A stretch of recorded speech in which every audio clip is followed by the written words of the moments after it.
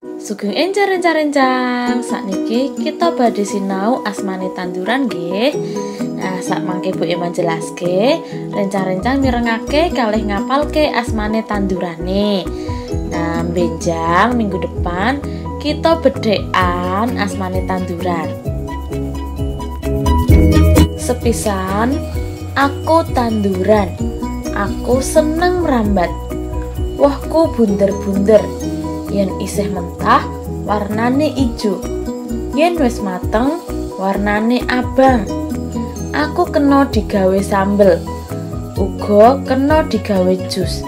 Jenengku yaiku tomat. Kaping pindho, aku tanduran. Awakku gedhe dhuwur, wohku bunder-bunder. Yen isih enom enak digawe es. Yen wis tuwa kena digawe santen. Godhongku kena digawe kupat. Jenengku yaiku krambil. Ketelu, aku tanduran. Aku urip ana ing sawah. Godhongku dawa lancip.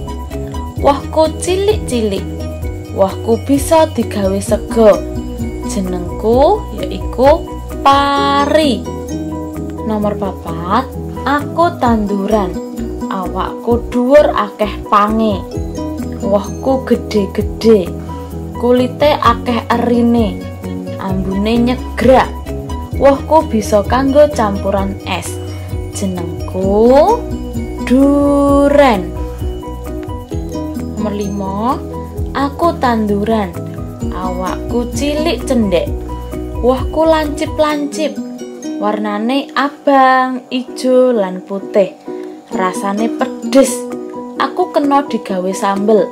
Jenengku yaiku lombok.